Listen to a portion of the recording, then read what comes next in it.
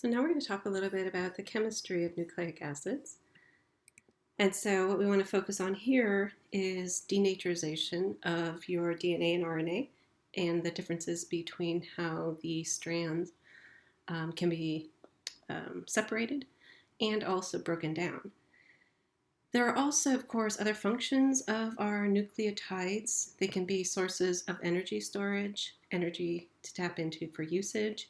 They are also part of cofactor components such as coenzyme A, and they can also regulate especially signal transduction pathways. And so DNA strand separation is more difficult than RNA. RNA, of course, has that OH group on the 2', and so that makes it more reactive. And so a simple alkaline cannot break down phosphate bonds of DNA, but alkali conditions can break the phosphate bonds in RNA. And again, it's due to that more reactive OH group. So in the case of alkaline conditions, RNA will break down into fragments, whereas DNA will remain intact. And this is used in order for our PCR reactions that are commonly used to identify many things, including whether a virus is present, bacteria is present, if we want to amplify a gene region for understanding somebody for parental reasons, etc. Now, your DNA denaturization can occur which is basically melting the DNA. And then you can reform the double helix after it has dissociated by it slowly decreasing the temperature. And in this case is what also is used. You can realign the RNA to the DNA, but it has to be done slowly so you get the pairing up of the appropriate bases. So this is referred to as renaturization, reannealing, and hybridization. So hybridization is going to be your hybridizing your DNA and your RNA together. And again, a lot of this is used in our labs and to amplify different regions of DNA.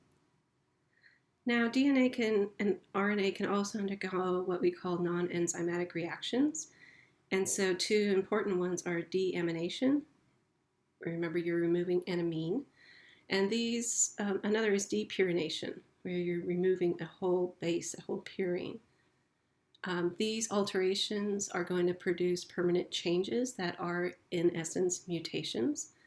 And then there's going to be, of course, enzymes in your cells that can repair the mutations. But it is known that there is a link between the accumulations of mutations and the process of aging and cancer. Now, deamination is when several nucleotide bases are going to undergo spontaneous loss of the exocyclic amino acid. So deamination of cytosine in DNA to uracil occurs about 1 out of every 10 to the 7 cytosine residues in every 24 hours.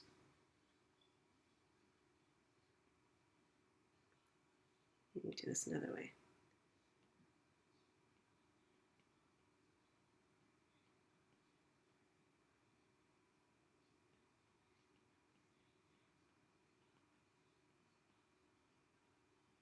Meaning that this is very common. So deamination, removing the amino group from a cytosine to generate a uracil, occurs pretty frequently in our DNA.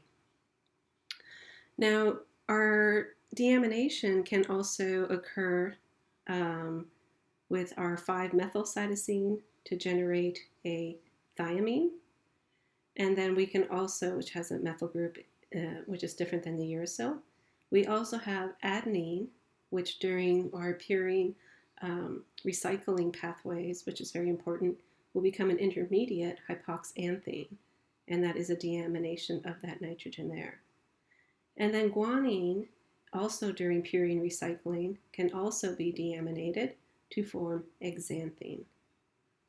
Now for a depurination, simply water can break apart purines, so you can have water break the bond between guanine and the phosphate group, and so you get, or this first group here, and you get an apurinic residue.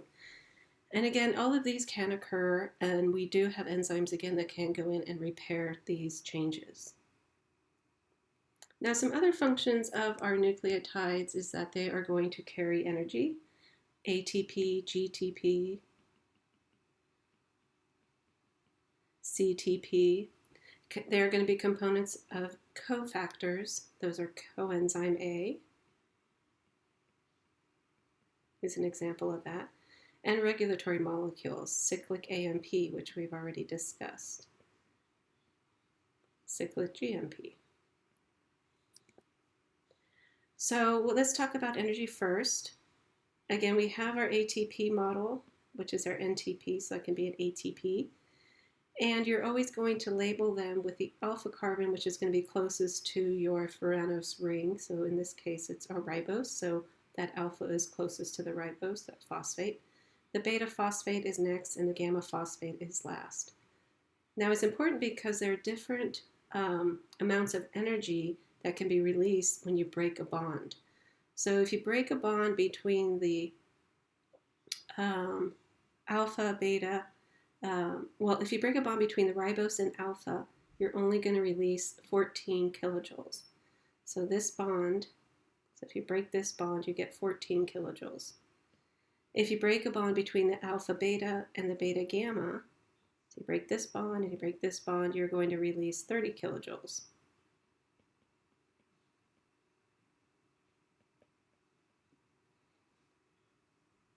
And so the bonds are each going to give you different amounts of energy, especially that last bond, that alpha to the ribose bond, gives you the least amount of energy.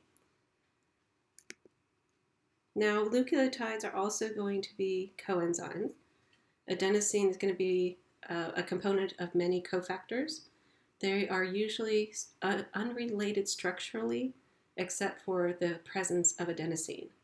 And adenosine does not participate in or directly in the cofactor's function.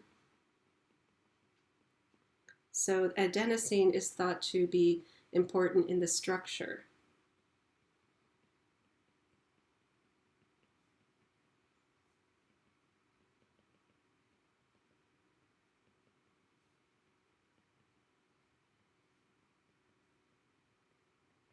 Not in its function.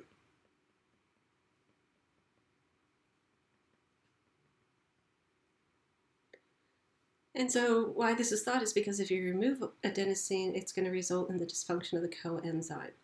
So it's thought to be important in the binding energy of the coenzyme and the substrate, but not necessarily in the coenzyme's actual function.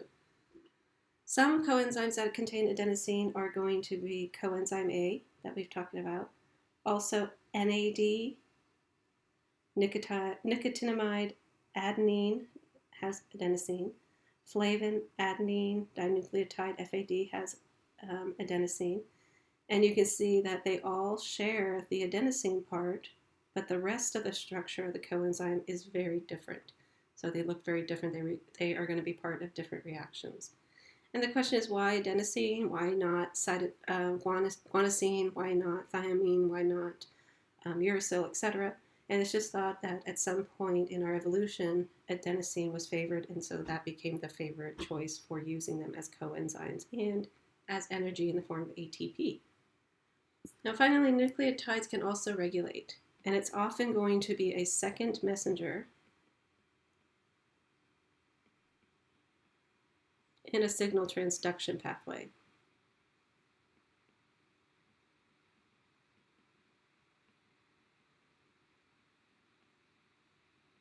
Now, we already talked about our glucagon signaling, epinephrine signaling, and they were going to use cyclic AMP.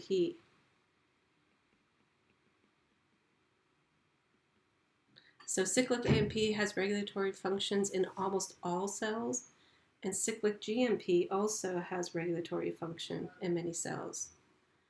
Our PPGPP is going to be in bacteria, so this is in bacteria. And so that's going to inhibit messenger RNA and tRNA synthesis during periods of starvation.